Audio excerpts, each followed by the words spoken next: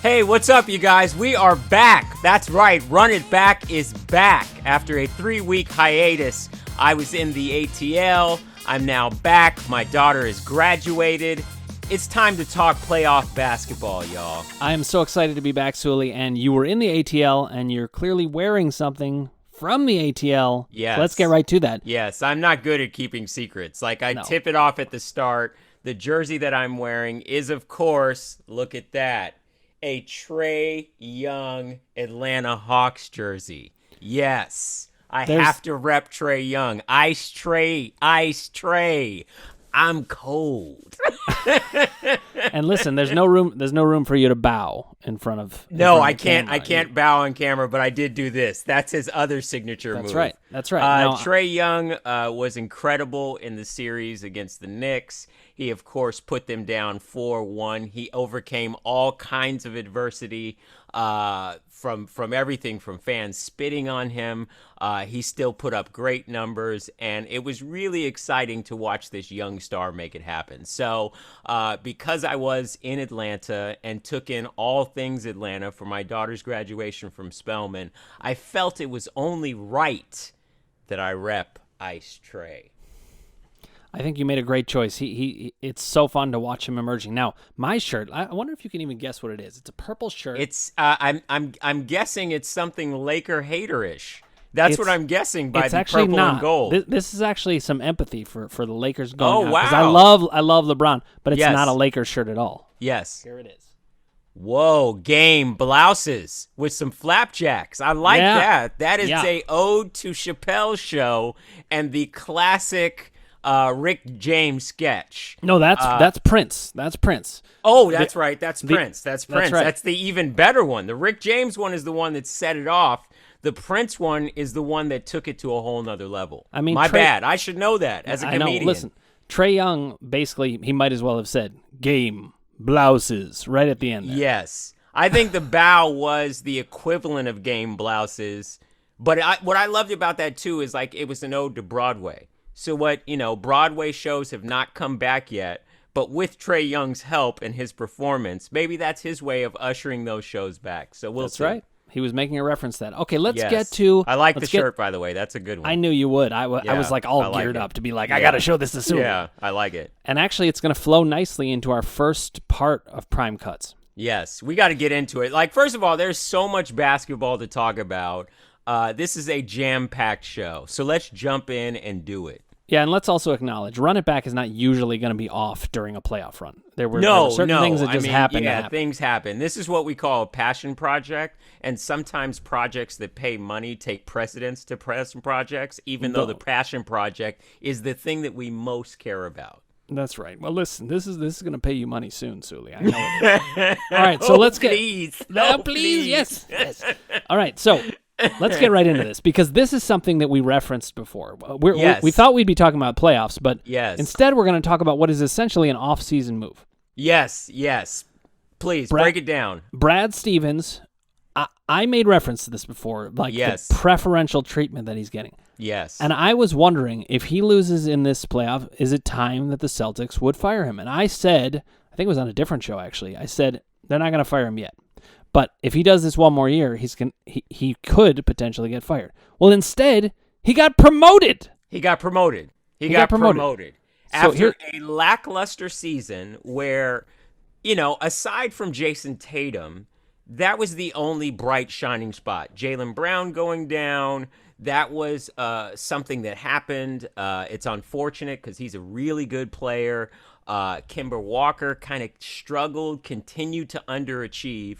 You would think the writing is on the wall that this guy's days are numbered. But instead, he's the one doing the numbering.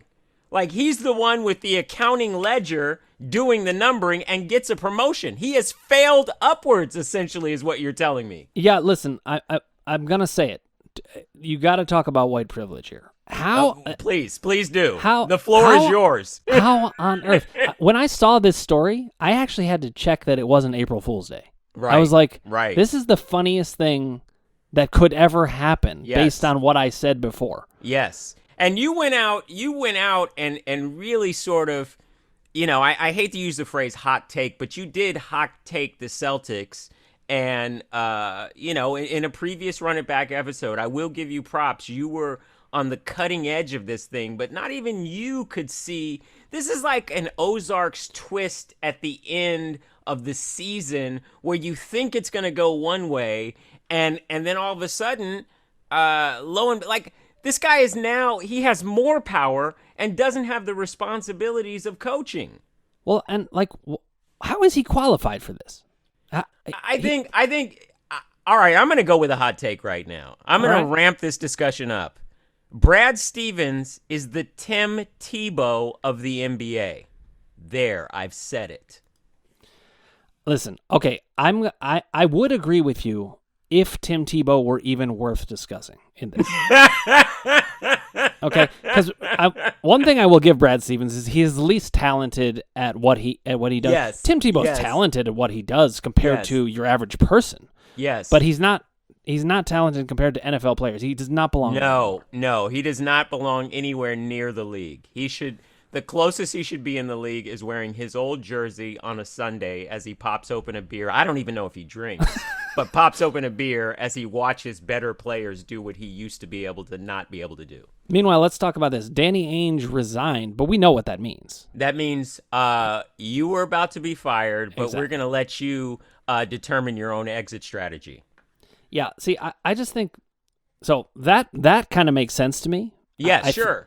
When you find a GM saying, we need better players, it's like, hey, right, Danny, who's supposed to bring in the better players? Yeah, it's almost as bad as when Phil Jackson was sleeping through workouts when he was with the Knicks. Sleeping through player workouts. Yeah, you just can't do that. You just can't do that. But I don't care how many championships you've won. That means you're the problem. But listen, this is all weird. I sort of understand the knee-jerk reaction to say we can't let this guy go. We've got to make him an offer he can't refuse. The Celtics pulled a Godfather move. Let's just keep it real. That's what they did. They said, we're going to make this guy an offer he can't refuse. And I think when they look at the big scheme of things, if they let him go, some other organization will offer him $10 million to coach or to run a front office. So this dude is lucky. Sometimes they say it's better to be lucky than good. I think that he started out with a lot of promise. I was never going to be one of those people that said Brad Stevens is a genius until I saw results. He's had a lot of talent come through. Kyrie Irving, look at what he's doing in Brooklyn. That was your guy. He rejected that system. Why did he reject that system? Because at some point, he may not have had a relationship with his coach. So I do feel like Brad Stevens, for as much as we build him up like he's this savior of basketball, I still have yet to see it. So to me, I would take 2 Sam Cassells or half a Sam Cassell over 1 Brad Stevens. Look, you've got me caught up. I'm the one that lets you make the wild takes. I have made 2 wild takes in just our first topic. Listen, the Celtics made him an offer I can't understand. All right, so let's move on from this. There's so much more I would want to talk about this, but we got to get to playoff and you know what? basketball. We're going to see what happens with the Celtics. I feel like they are a mess regardless of this move upwards, and we're just going to see what happens. They're out. There are teams that are better than them that are still in the playoffs. Let's give them their roses. We're going to revisit this for sure, but let's get to Damien Lillard and what he did in Game 5 against the Nuggets. Now, we all know at this point the Nuggets actually eliminated the Blazers. Yes, they did. They eliminated them 4-1. 4-2. 4-2. I'm sorry. I almost was gentleman's sweep, but it is 4-2. Portland's one of those teams that on paper, they really should have been a lot better. You know what I mean? They've got Damian Lillard. It's Dame time all the time. This dude continues to impress.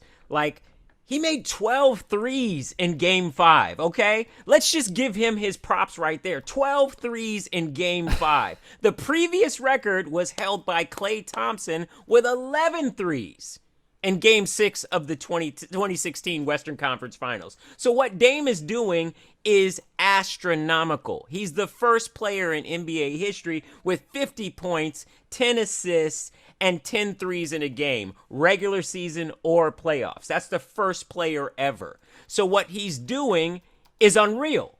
It's unreal. It's and crazy. Yet, still out in the first round. 12 threes in 12 threes in a game. Okay. And this is in a game 5. If your team made 12 threes in a game, you'd be like, all right, cool, we shot it pretty well. That's one man in the point guard position. I mean, and in a game 5, this is where you really appreciate what these guys do. Yeah. This is in a game 5 of the NBA playoffs. Like, right. How on earth do you do that sort of thing? Well, I mean, it's insane. It's like the skill level of the superstar players, and Dame is a bona fide superstar. He is. I feel bad for him because he has been loyal to the Portland Trail Blazers. He quoted a Nipsey Hussle song on his Twitter as he was leaving the tunnel, clearly dejected, frustrated, and what he said was, you know, how long can I continue to give and not get the rewards from it? You know, I'm paraphrasing Nipsey Hussle's words, of course, but I'm putting it in regular speak for those that don't speak rap. Thank you. I appreciate the translation. Yes. You know, I look out. I try and be a giver. But I feel Dame. You know what I mean? It's like this dude is all world. Like, you know, I've heard some other people say that he doesn't have a legit number 2. I don't know if I agree with that. I think CJ McCollum is a great player, and when he gets it going, he is really unstoppable. But for some strange reason, Portland is in that weird position where it's like Dame needs a bona fide second or third star. Like, I'm sure he's looking at the Brooklyn Nets. I'm sure he's looking at, you know, the Sixers, and he's looking at these teams that have a couple of complementary players, and it's like, do I need to just pair up with somebody? You know what I mean? You know, like it's really frustrating. If I were him, I'd be mad. Yeah, and I get it. It you know, it weirdly, it does remind me a little bit of the early days of Jordan, where it's just like, you know, I don't think Damien Lillard is Michael Jordan, but I think he's seriously good. I mean, maybe Dominique Wilkins is a better reference point in a way. I kind of feel like it's early KG. You know what I mean? Like, remember all those years that KG dedicated to the Timberwolves, where he was clearly the best player on the team. He was driven. He believed in the organization. He was loyal. And that loyalty probably cost him another championship, or at least to be in contention for a championship, because it's very similar. It's a B market player. You know, are playing. It's an A level talent playing in a B market that is not getting his due. Like, we marvel at his skill set, but it doesn't translate to wins when you need it to. No, it's true, and I feel for him, but it'll be really interesting to see what Portland does. They really need to make some kind of move. Yes, absolutely. It's absolutely. very clear. Absolutely, and they have a loyal fan base. Like, one of the things about watching that series, which was really exciting, it was a good series. I just felt like I was watching one team that had a little more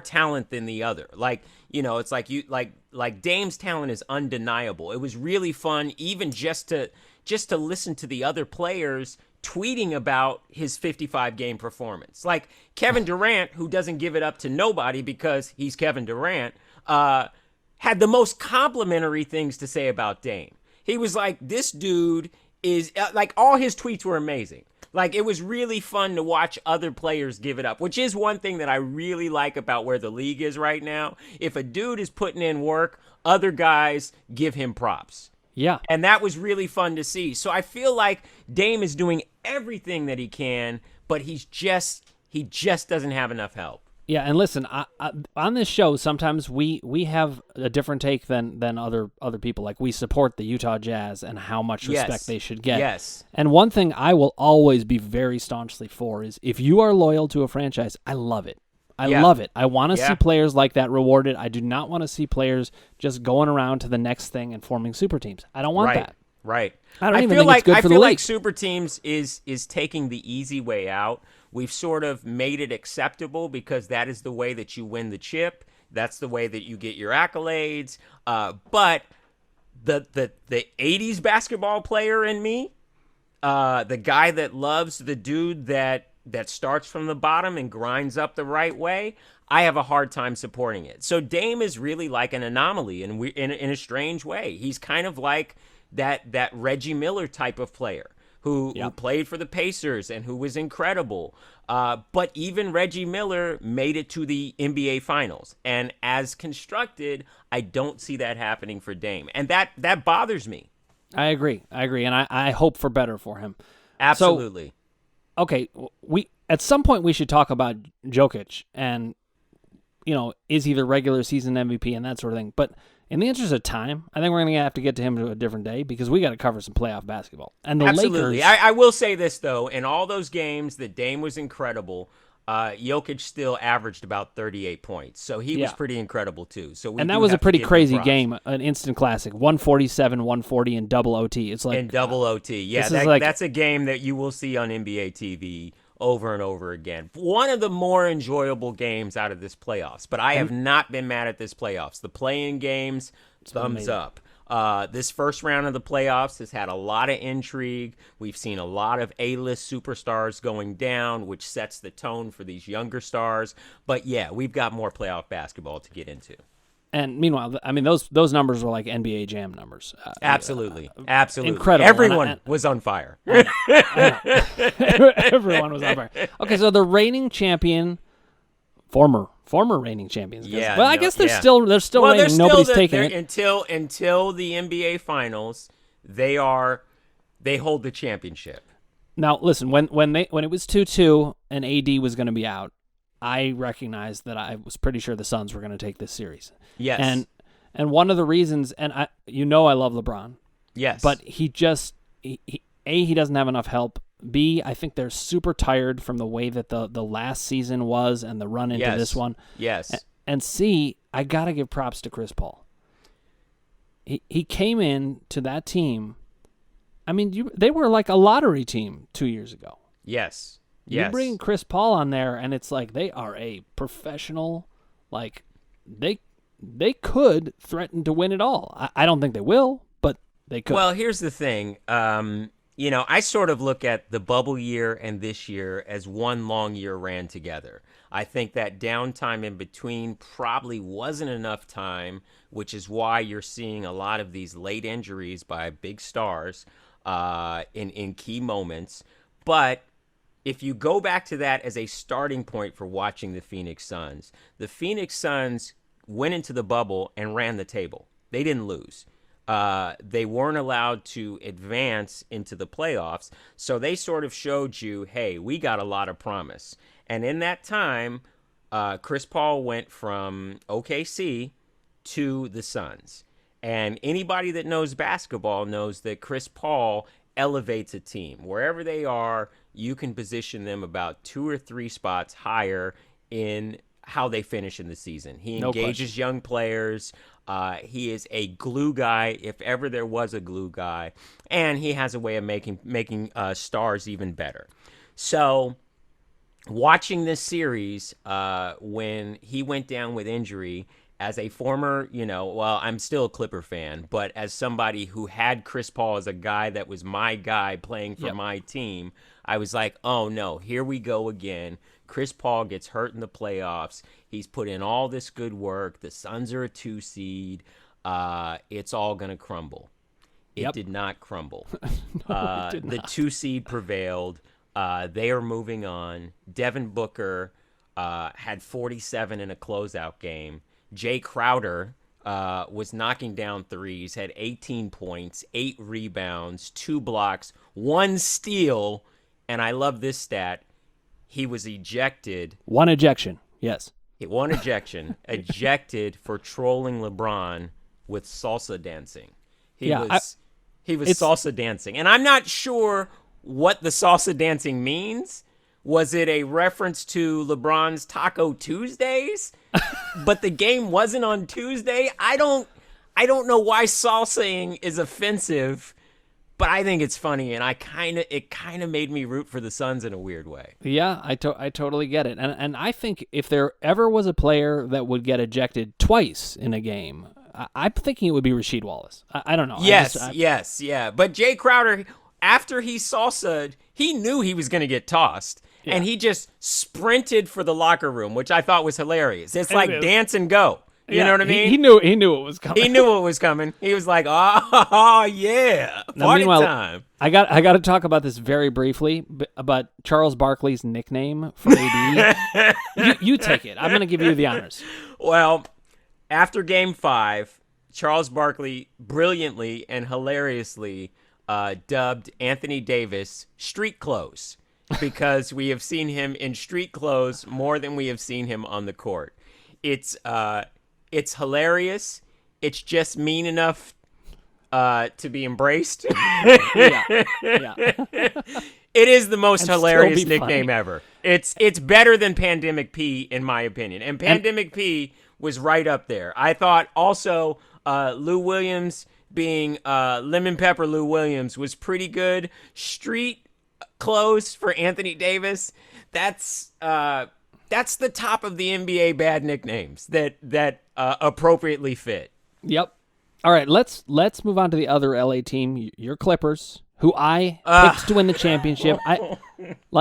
They're so disappointing. Come on. Can I tell you?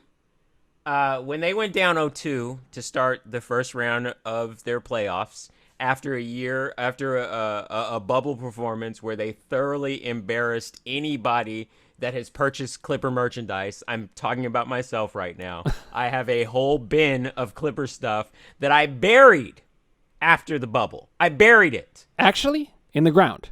I buried it deep in my closet. Deep in your closet. Okay. Very close to burying it in the ground. If they lose this series, I will bury that gear. That gear is gone. It's dead to me. They purposely lost a game at the end of the year to avoid playing the Lakers when everyone made a big deal about that. But guess what? You've got to play the Dallas Mavericks, who aren't afraid of you. They have one young superstar in Luka Doncic. Tim Hardaway Jr. is playing like he's him and his dad combined into one human being. He's torching the Clippers. The unicorn, Porzingis, who can't stay healthy, is somehow healthy enough to kick our ass. The Clippers face elimination. We are doing this show before the game. The game will happen tonight. So by the time this airs, the Clippers will have pulled off a miracle, or they will be in the same position as the Lakers. I, for one, am so frustrated with the Clippers. I've given my kids permission not to root for them anymore. I said it's okay. Your dad might be wrong on this one. You don't have to experience the pain that I'm experiencing being a Clipper fan. I've taken it off my kids. The generational pain that I'm feeling, I'm trying to absolve my children of, just so you understand what this feels like as a Clipper fan. Yeah, listen, as a therapist, I know you don't want to pass on emotional trauma. No. But being a Clippers fan has some major emotional trauma. I'm a Cleveland fan, so I understand. Okay, now let's go to another team that has had some emotional trauma in the Milwaukee Bucks. Yes. Yes. First they had Lou Alcindor. He goes on to Lakers. Well, before fame. that, they had the Big O, Oscar Robertson. That's Oscar true. Robertson was the original superstar. But I'm talking about the trauma of things. Okay. The Big O wasn't You're traumatic. staying in state trauma. Like, that wasn't bad enough. Right. I'm still in the trauma space, and you're just going to keep me there. Okay, cool. My bad. Yeah. Then they went through the years of Jack Sikma and Kelly Tripucka, which they were solid. Yes. But they Terry never Cummings. Yes. But they were never able to even come close to even be considered in a championship talk until the Greek Freak. Right. And right. So and then Ray Allen was a little flash of hope. That's true. Little flash of hope. I'll give him that. Yeah. I mean, he's Jesus Shackelford. Shuttlesworth. Wow. That was like an even whiter moment than promoting Yes, Brad exactly. Well, yeah. I love that we flip it, though. Sometimes you play the role of the white guy, and then sometimes through how I'm able to be in touch with my inner white dude, I play the role of the white guy. That's where this show is different. I know, that's where we take turns playing the white guy. So you think that whoever wins the Nets-Bucks series is going to win the championship? Now, yes, I have a different take on it. I do. I feel like with everything that's happened round one, we've lost, the play-in game, we lost Steph. This first round, we've lost LeBron. We've lost Dame. We've lost Westbrook. We've lost Beal. We've lost a lot of big-name stars. This series right here, the Milwaukee Bucks versus the Brooklyn Nets, this is the jewel of the NBA playoffs. Whoever wins this series is going to win the NBA championship. That is my big... It's weird. Like, being away for 3 weeks... I'm usually the guy that's calm, cool, collected. I don't make these big outlandish takes. This episode, I'm going for broke. I'm going for broke. You missed the show that much that you're just I missed it that much that you know what? I got to say some stuff. That's right. Now listen, there's more to say, including fans behaving badly. But I'm gonna call an audible. We're gonna get to that and who's hot or who's not, because fans behaving badly is not. We're gonna move on to my favorite one that I can never introduce, so I just always hand it to you. You know what's next. You know what time it is, y'all. It's been a little bit. We've been away, but it's time for Say What? I just love that. All right, Suli, give us the topic, and then I'll read the tweet. Okay, this is not. It all ties back to Atlanta. The jersey is working right now, people. It should be glowing. When we get a bigger budget, the jersey will be glowing at this point.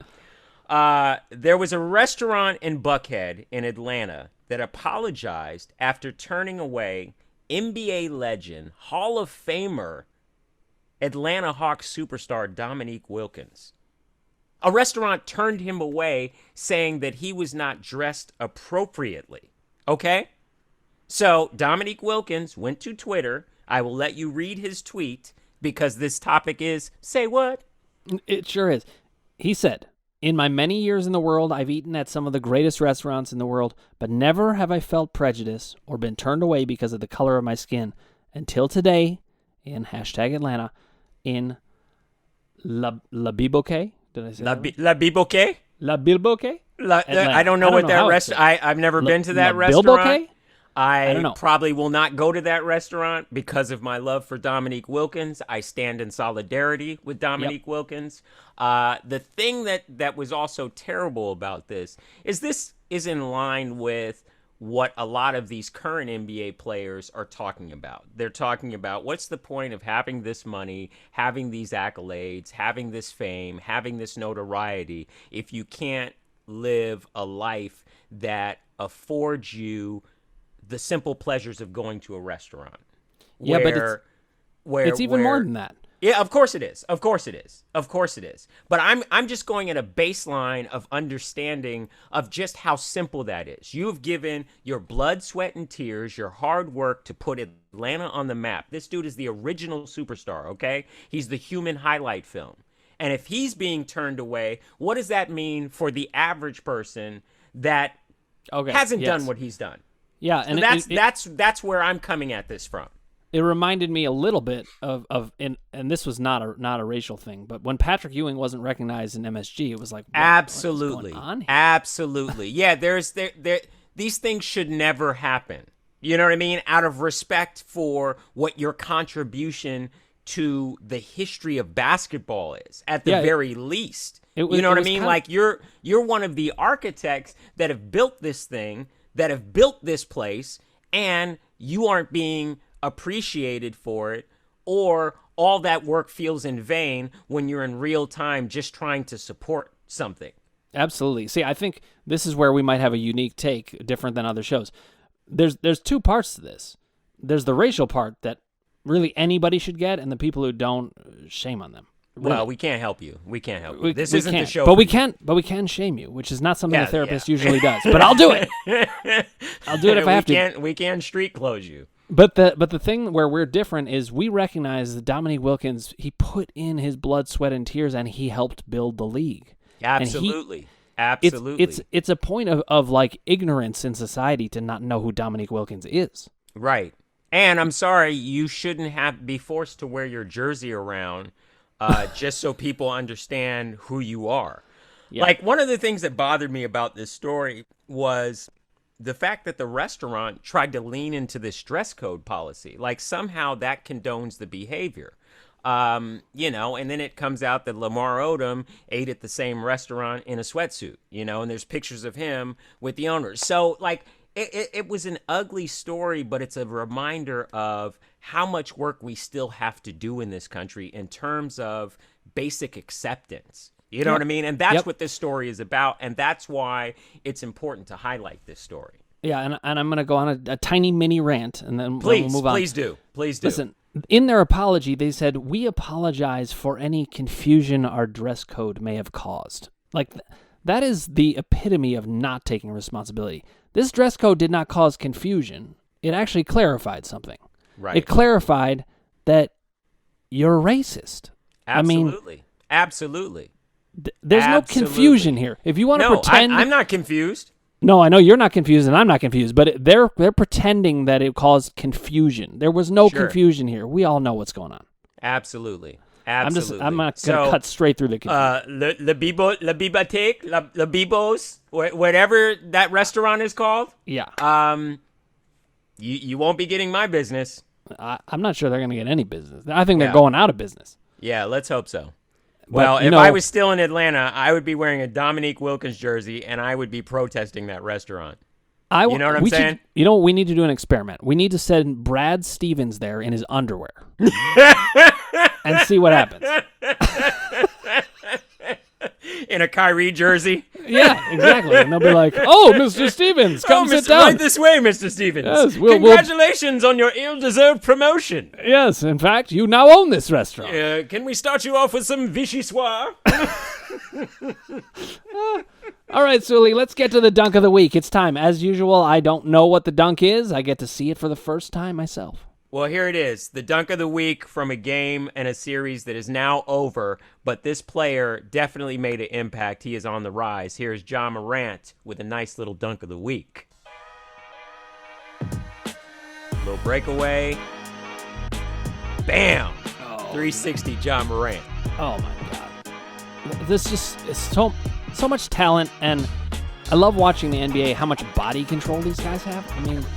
Well, Ja was really fun to watch in this series. Like, they ended up losing, but they had so much heart. And I really, really like where Memphis is going. I think they have good young talent. Dylan Brooks was really, really impressive. This was a fun series to watch. Like, it was cool. I watched Ja as a rookie. When they came to town against the Clippers, I went to that game. I'm a Ja Morant fan, and it's really cool to watch how much he's grown in just a year. The sky's the limit for that dude. Like, he gets a couple more pieces around him. He's a problem. He is a problem. And I feel like in a lot of ways, this is the theme of this NBA playoffs. And I think, the league goes through these rotations where they get young superstars and then they start to rise up. We've got the next set of superstars. We can see absolutely. Yeah, if you can't figure out who's up and coming and will be dominating the league in the next 5 years, like, you're not really watching basketball in the way that you should. You're not. Because this playoffs is like, it's an introduction to the future superstars. Yep. So listen, that's going to bring us into who's hot or not this week. And who's hot is the young stars. We got Luka. Yes. We got Trae Young with his bow. We got Ja Morant. That series was 4-1, but it was closer than that. Oh yeah, heart-wise, that was a much closer series, and it was definitely watchable. In hot, first of all, I would say one of the cool aftermaths of the Atlanta Hawks New York Knicks series was Trae Young got a signed jersey from Derrick Rose after they eliminated him 4-1 at MSG. Which I thought was really cool. Trae posted the jersey on his Instagram, and that's just two competitors acknowledging that they both got game. I thought Derrick Rose played tremendously. I love watching veterans rise up to the moment. Julius Randle, it seemed like he was pressing that series. I love the strides that he's made as a player. He is most deserving of the Most Improved award. But I just thought that was really cool. I thought it was cool that Trae Young got this jersey. He was excited to display it. He then took a bow, which I think is classic. It's a classic way to wrap up that series. The Knicks in the playoffs is great for the NBA.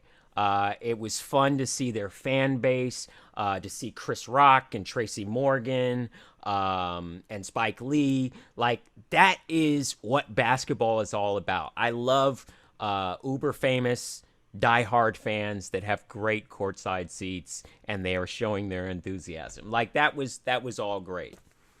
Yeah, and another thing is, this is one thing I totally love about the NBA. The relationship between the veterans and the young players. Yes. There's a lot of goodwill in the Yes. NBA that there's Yes. not in other leagues. Yes. And, it's like with Chris Paul and Devin Booker.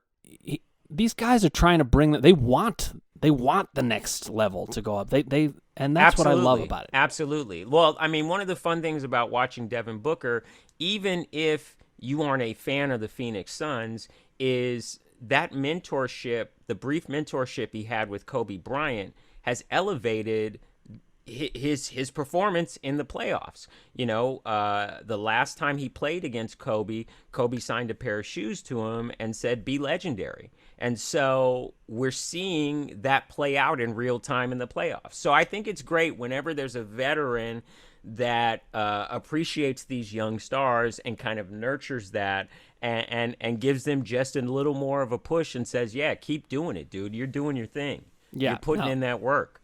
And that's who's hot. But who's not? The opposite of that? It's funny. We just talked about, Kobe Bryant mentoring Devin Booker in a way. This is a huge not hot with Vanessa Bryant. She recently spoke out about the Mambacita shoe, which is a Nike Kobe 6 that pays homage to Gigi, that is coming out, that's set to release this summer. Vanessa said the shoe is not approved for sale. Here's the latest details about this shoe.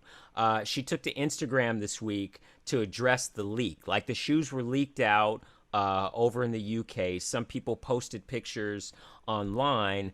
Vanessa and the Bryant family have yet to receive these shoes. We talked about this a few weeks ago on Run It Back. They decided not to re-sign with Nike. So there's this weird situation where Nike really can't release Kobe Bryant shoes because there's no alignment. So the fact that these shoes got out and they specifically honor the daughter, it's kind of an ugly look for Nike. It is. Although I have to say, those shoes are really they're phenomenal. They're phenomenal. The Kobe Sixes, first of all, are amazing. You see a lot of players wearing the Grinches and the Bruce Lees, but those, a black-white colorway, a tribute shoe. It's got the the Mamba texture, the seal on the back. And Vanessa was instrumental in choosing all these elements that make up this shoe. So it's especially hurtful. She even said to herself that she doesn't have a pair of these. Her daughters don't have a pair of these. So it's unfortunate that they would be sold or even resold or people would be posting. So I hope Nike does the right thing and decides that, commerce take a back seat to honoring Kobe Bryant. Let's pull up a picture of these shoes, though. You can see it right here. Yeah. Okay. They're amazing. They're beautiful trust me, shoes. when I saw yeah, of course. I mean, I do too. When I saw those leaked, I was like, oh, I want those. I actually want those more than the Grinches. But if it's not right, I'm not touching them. Yeah. No, exactly. On principle, I can't wear those shoes. Yes, Absolutely you can't. not. You can't. They got to make it right with the Bryant. They got to family. make it right with Vanessa, with and another thing that I didn't even mention about the shoes is all the proceeds were going to a specific organization that was Mamba driven. So they got to clean all that stuff up. They got to clean all that stuff up. They do. Now, this is a perfect lead-in for Let's do a quick sneaker vault.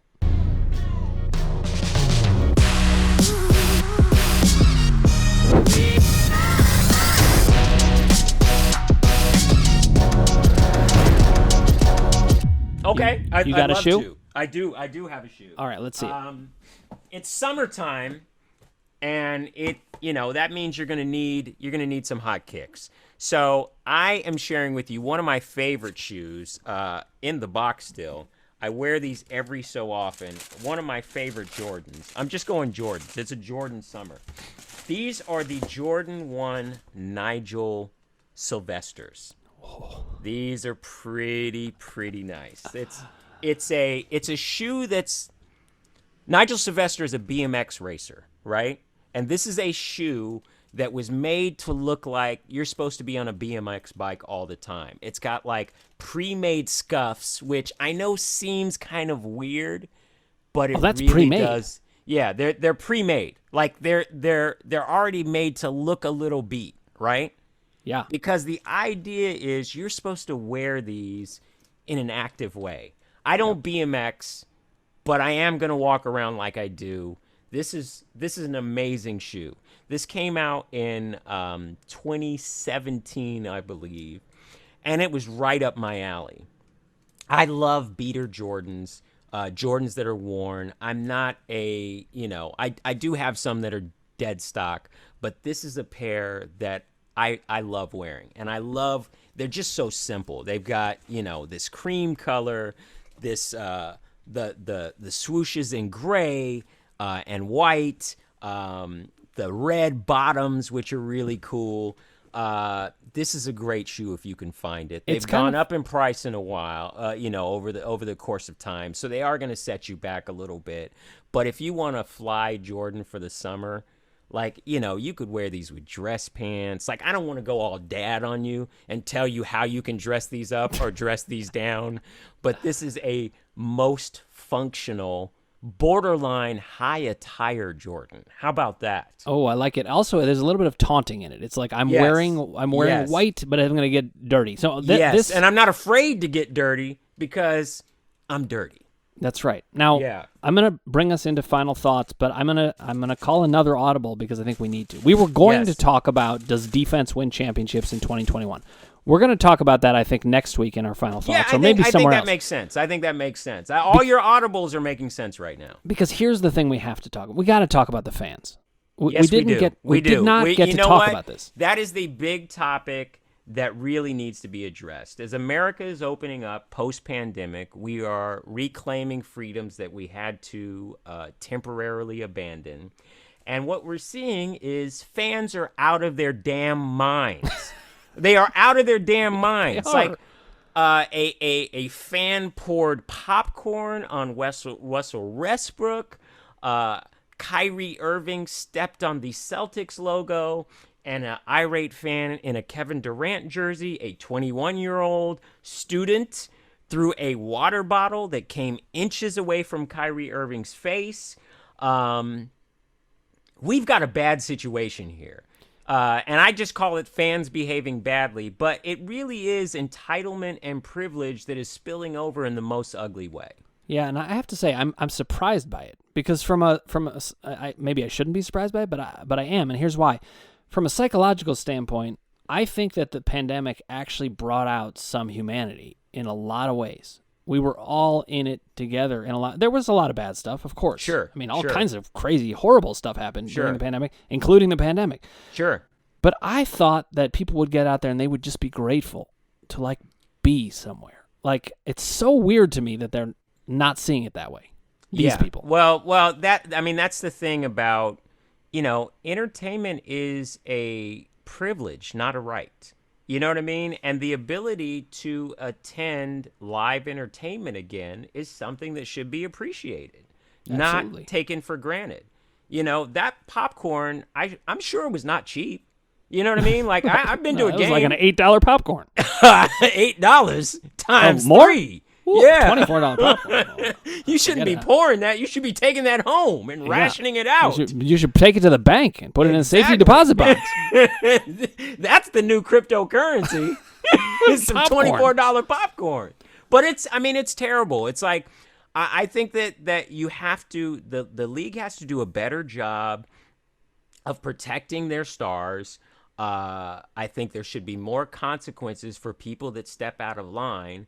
And we have to re-examine what paying for a ticket truly affords you. Because when I go to the game, I'm appreciative that I can see these performers do their thing in real time in a live moment. So I'm not going to act a fool. You know what I mean? And that is coming from the perspective of a disgruntled Clipper fan. Yep. No, but you appreciate the game, and that's what this show is about. Absolutely. All right, Suli, take us out, and we'll be back next week. Man, I can't believe that we have come to the end of this episode. It's great to be back. I look forward to next week. We're going to have a lot more to talk about. Guys, ladies, whatever gender you identify with, we'll see you next week on Run It Back. I'm Suli McCullough. That's Dan Ratner. We'll see you again.